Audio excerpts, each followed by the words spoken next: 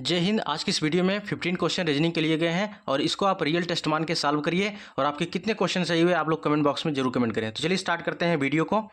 पहले क्वेश्चन की तरफ मूव करते हैं। सबसे पहला प्रश्न है, निम्नलिखित शब्दों को शब्दकोश में दिए गए क्रम में लिखिए, यानी किसके बाद कौन सा शब्द आएगा।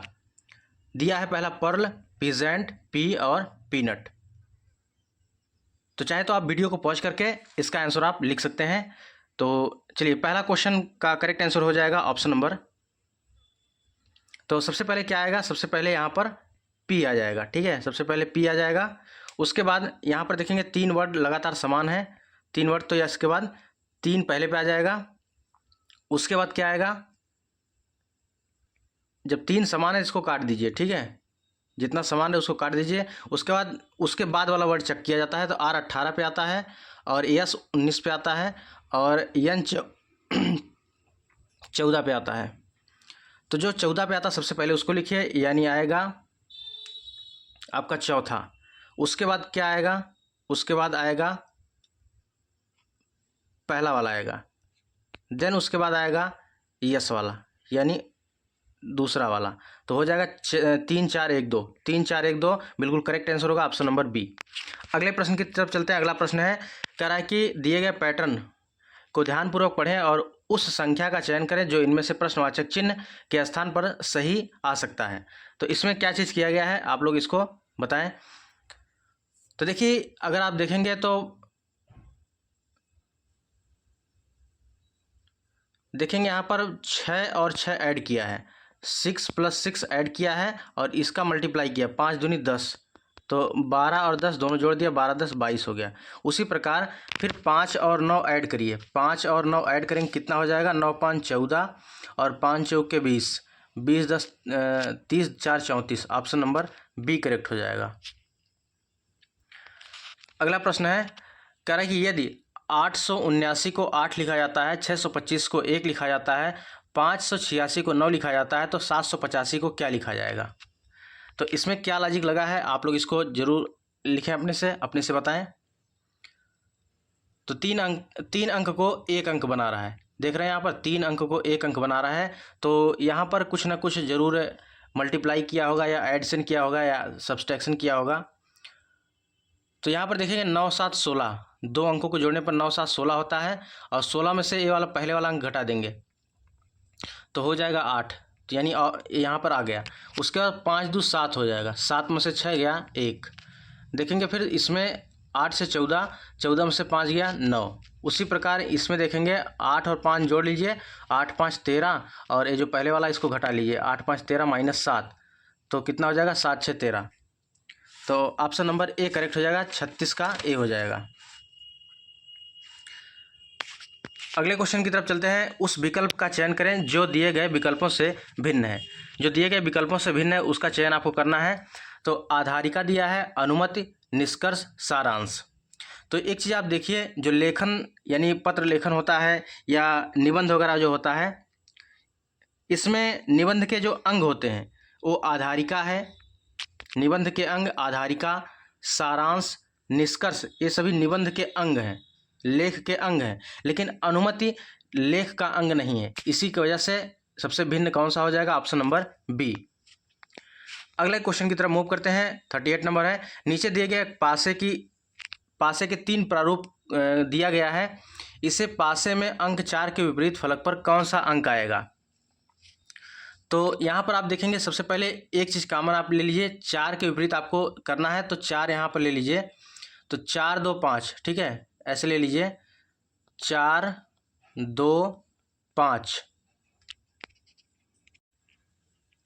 चलिए यहाँ पर देखिए, एक संख्या कॉमन लीजिए, 4 का आपको विपरीत ढूंढना है, तो 4 यहाँ पर देखिए दूसरे और तीसरे को ले लीजिए, कॉमन यहाँ पर तुलना कर दीजिए, तो 4 3 2, पहले से हो जाएगा क्लॉकवाइज, इसको चला दीजिए, फिर यहाँ से आप क्लॉकवाइज चलाएंगे, 4 5 1 हो जाएगा, 4 5 1। तो यहाँ पर देख रहे हैं 2 का विपरीत 1 हो गया, 3 का अपोजिट 5 हो गया, और जो बच गया जो नहीं दिख रहा है वही आपका 4 का अपोजिट हो जाएगा। तो 1 2 3 4 5 दिख रहा है, 6 नहीं दिख रहा है, तो आपका 6 अपोजिट हो जाएगा 4 का। तो 38 का correct answer option number D हो जाएगा, 4 का अपोजिट 6। अगला प्रश्न है, निम्नलिखित में से उस विकल्प का चयन करें जो दिए गए प्रश्नवाचक चिन्ह के स्थान पर क्या आएगा। तो देख रहे हैं 1090 और 530, फिर 170, फिर आगे क्या आएगा। तो कहीं ना कहीं आप देख रहे हैं 1090 जो है 1000 के करीब है, 1000 के करीब है। अगर इसको आप देखेंगे 10 का क्यूब करेंगे तब भी 1000 करीब बन रहा है, फिर 11, 13 ज़्यादा हो जाएगा। तो कहीं ना कहीं देखिए यहाँ पर एक विषम संख्या यानी जो 33 है, 33, और उसके बाद इसका अगर क्यूब करेंगे, इसका आप क्यूब करेंगे तो 1089 आएगा, 1089 आएगा, और इसमें +1 ऐड कर देंगे तो 1090 आ जाएगा। उसी प्रकार 33 का स्क्वायर करेंगे, ठीक है, 33 का स्क्वायर, और उसी प्रकार देखेंगे 23 का जब स्क्वायर आप करेंगे 23 3 529 हो गया, और इसमें 1 ऐड करेंगे तो ये 530 हो जाएगा। देन उसी प्रकार आप देखिए 13 का अगर स्क्वायर करेंगे तो 13 का स्क्वायर हो जाएगा 169, 169 में 1 ऐड करेंगे तो हो जाएगा 170। उसके बाद जो अगली विषम संख्या है, विषम संख्या ही आपको लेना है, तो आप देखेंगे इसको तो नहीं ले सकते क्योंकि 4 चौके 16 1 17 ये तो सम संख्या है, तो विषम को ही लेना है। तो 3 3 9 1 10, ठीक है, 3 का स्क्वायर +1 करेंगे तो हो जाएगा 10। ऑप्शन नंबर डी करेक्ट हो जाएगा। अगले प्रश्न की तरफ चलते हैं। अगला प्रश्न है, दिए गए कथनों और निष्कर्षों को ध्यानपूर्वक पढ़ें और निर्णय लें कि दिए गए निष्कर्षों में से कौन सा कथन तार्किक रूप से अनुसरण करता है। तो कथन दिया गया है, जॉन एक प्रसिद्ध खिलाड़ी हैं, सभी खिलाड़ी फिट और सक्रिय हैं। उसके बाद दिया है, जॉन हर वर्ष विभिन्न उत्पादों के विज्ञापनों के माध्यम से एक बड़ी राशि अर्जित करता है। अब एक कथन दिया गया, कथन हमेशा सही होता है। अब निष्कर्ष के बारे में देखते हैं। और सभी प्रसिद्ध खिलाड़ी विज्ञापन के माध्यम से बड़ी राशि अर्जित करते हैं, सभी प्रसिद्ध खिलाड़ी विज्ञापन के माध्यम से बड़ी राशि अर्जित करते हैं।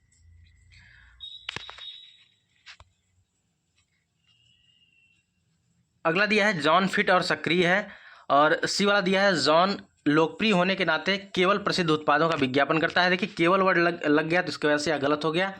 और सभी प्रसिद्ध खिलाड़ी विज्ञापन के माध्यम से बड़ी राशि अर्जित करते हैं, लेकिन ऊपर लिखा है कि जॉन एक प्रसिद्ध खिलाड़ी है, जॉन हर वर्ष विभिन्न उत्पादों एवं विज्ञापनों के माध्यम से एक बड़ी राशि अर्जित करता है। तो यहाँ पर ए वाला गलत हो गया क्योंकि जॉन केवल प्रसिद्ध खिलाड़ी है जो विज्ञापन से बड़ी राशि अर्जित करता है, जबकि निष्कर्ष ए में सभी प्रसिद्ध खिलाड़ी की बात कर रहा है, सभी प्रसिद्ध खिलाड़ी की बात कर रहा है, इसकी वजह से यह गलत हो गया।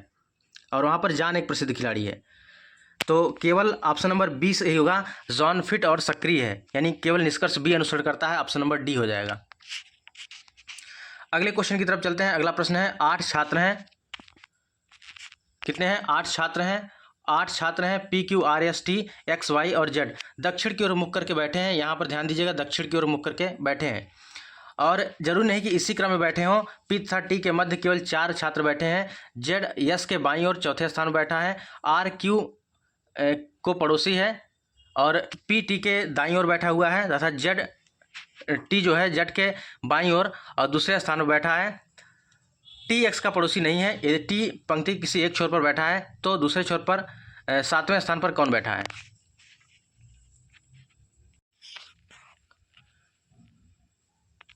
यहाँ पर देखिए कह रहा है कि T पंक्ति किसी एक छोर पर बैठा है, तो यहाँ पर 2 फिगर ड्रा होगा, ठीक है, 2 फिगर यहाँ पर ड्रा होगा, क्योंकि आप पता नहीं गए किस छोर पर बैठा हुआ है। तो यहाँ पर देखिए टोटल 8 व्यक्ति हैं, टोटल 8 छात्र हैं, और T मान लीजिए किसी पंक्ति के एक छोर पर बैठा है। T एक तरफ इधर बैठ गया, और मान लीजिए T एक तरफ इधर बैठा दिया हमने। फिर कह रहा है कि P तथा T के मध्य में केवल 4 छात्र बैठे हैं।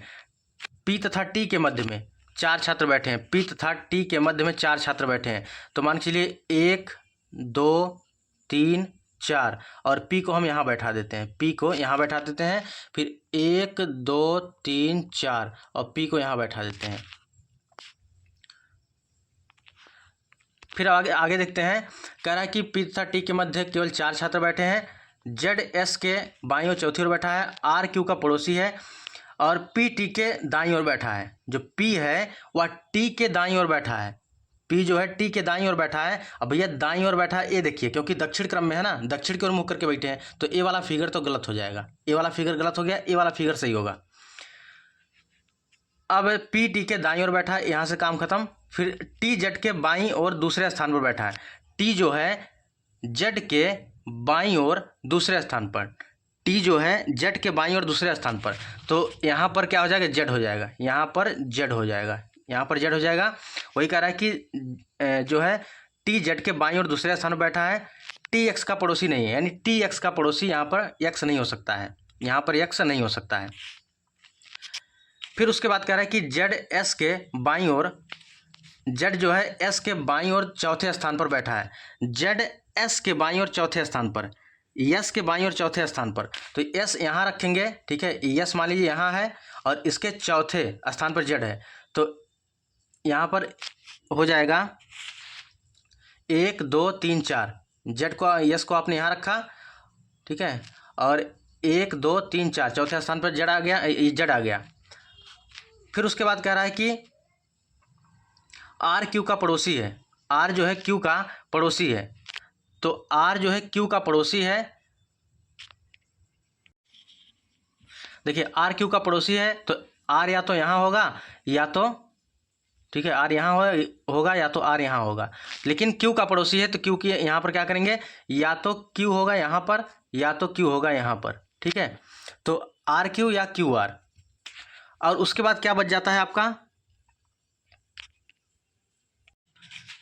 और फिर यहाँ पर बोला है टी एक्स का, एक्स जो है टी का पड़ोसी नहीं है, तो एक्स यहाँ पर नहीं हो सकता है, तो एक्स कहाँ पर होगा, एक्स यहाँ पर होगा, एक्स यहाँ पर होगा, बचा कौन, बचा वाई, वाई बचा। और हमसे क्या पूछ रहा है कि दूसरे छोर से 7वें स्थान पर कौन है, ठीक है, कह रहा है कि तो दूसरे छोर से 7वें स्थान पर कौन है, तो यहाँ पर देखेंगे पहला, दूसरा, तीसरा, चौथा, पाँचवां, छठवां और 7वें स्थान पर वाई आ जाएगा, तो 7वें स्थान पर वाई आ जाएगा, ऑप्शन नंबर बी करेक्ट होगा, ठीक है, ऑप्शन नंबर बी करेक्ट होगा। अगले क्वेश्चन की तरफ चलते हैं। अगला प्रश्न है, यदि एक्स का अर्थ माइनस है, माइनस का अर्थ भागे है और प्लस का अर्थ गुणे है और भागे का अर्थ प्लस है, तो समीकरण को सॉल्व करना है, बताइए यहाँ पर करेक्ट आंसर क्या होगा। तो 16 है और लिखा है गुणे, तो गुणे का अर्थ क्या है, गुणे का अर्थ माइनस है, गुणे का अर्थ क्या है, माइनस है।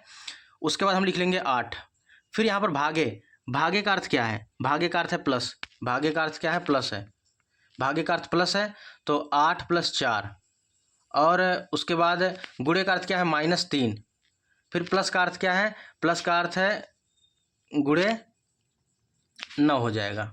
अब इसको सॉल्व करेंगे तो 9 × 27 हो गया और यहाँ पर मल्टीप्लाई होगा, ठीक है, bracket of division, multiplication, addition और फिर उसका सब्सट्रैक्शन होगा, तो 16 × 4 = 20 हो गया और यहाँ पर क्या हो जाएगा,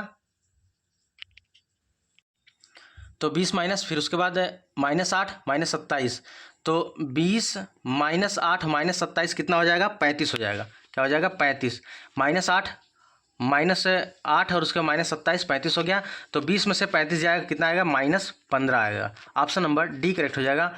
20 में से 35 गया, -15 हो जाएगा, ऑप्शन नंबर डी हो जाएगा। अगला प्रश्न है, a + b का मतलब होता है ए बी का पिता है, माइनस का अर्थ है ए बी की माता है, गुणे का अर्थ है ए बी का भाई है और भागे का अर्थ है ए बी की बहन है। तो s भागे t गुणे u भागे z दिया गया है, तो इनमें से कौन सा सही होगा। तो ठीक है, कोई दिक्कत नहीं है। भागे का अर्थ क्या है, ए बी की बहन है, बी की बहन ए है, यानी टी की बहन यस है, जो टी है टी की बहन एस है, चलिए टी की बहन एस है। गुणे का अर्थ क्या है, गुणे का अर्थ है ए बी का भाई है, जो बी का भाई ए है, यानी यू का भाई टी है, यू का भाई जो है यू का भाई टी है। फिर भागे आ गया, यानी भागे का मतलब क्या हो गया, बी की बहन ए, यानी जेड की बहन यू, जेड की जो बहन है वो यू है।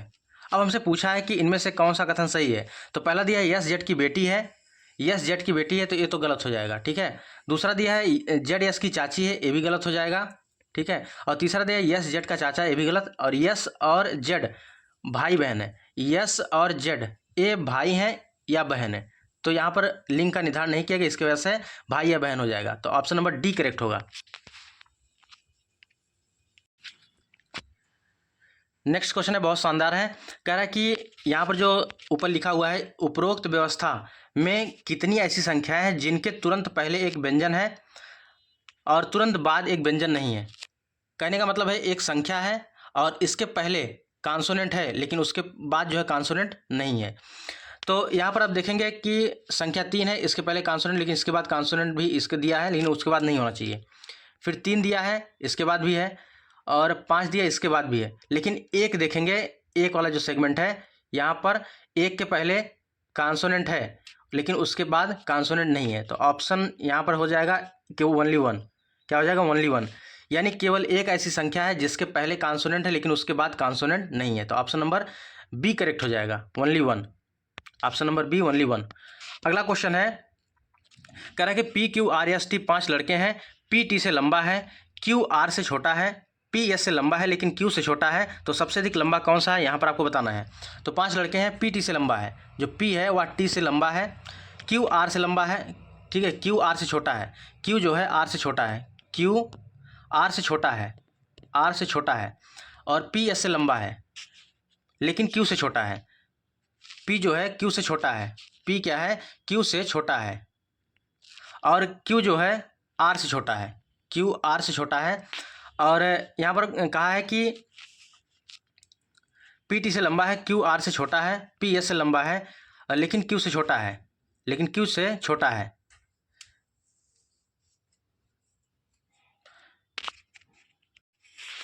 तो पी एस से लंबा है, ठीक है, पी जो है एस से लंबा है, और लेकिन क्यू से छोटा है, पी जो है क्यू से छोटा है। तो यहाँ पर बिल्कुल सही है, पी जो है क्यू से छोटा है।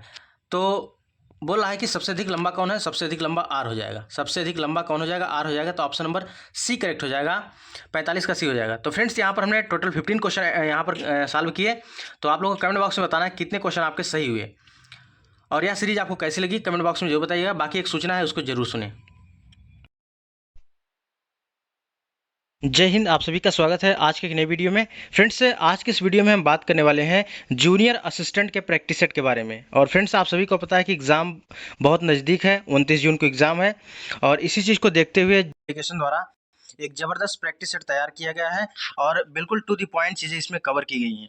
इसमें आप देख सकते हैं 5 सेगमेंट हैं, यानी 5 सब्जेक्ट पूछे जाने वाले हैं, हिंदी, रीजनिंग, सामान्य जानकारी, और उत्तर प्रदेश जीके और कंप्यूटर।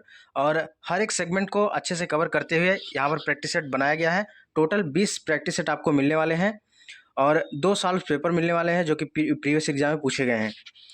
तो यहाँ पर इस चीज़ को आप देख सकते हैं, और नीचे इसका डेमो आपको दिखा देते हैं। जो प्रैक्टिस सेट जिस प्रकार डिजाइन किया गया देख सकते हैं। टोटल 20 प्रैक्टिस सेट हैं, ठीक है, टोटल 20 प्रैक्टिस सेट है, व्याख्या के साथ आपको मिलने वाला है, और इस प्रकार प्रैक्टिस सेट आपको मिलेगा। तो इस बुक को लेकर आप बेहतरीन ढंग से तैयारी कर सकते हैं, और जो 29 जून को एग्ज़ाम है इसमें आप बेहतर स्कोर कर सकते हैं, ठीक है। तो आज ही इस बुक को परचेज करें और अपनी तैयारी को बेहतरीन बनाएं, और डेली प्रैक्टिस सेट करें। और इसमें टोटल 20 प्रैक्टिस सेट दिए गए हैं, तो आप इसको अच्छे से करके जाते हैं तो निश्चित रूप से आपका एग्ज़ाम 100% अच्छा जाने वाला है। तो चक्षु पब्लिकेशन का बुक है, इसको आप अच्छे से परचेज कर सकते हैं, प्रैक्टिस सेट है।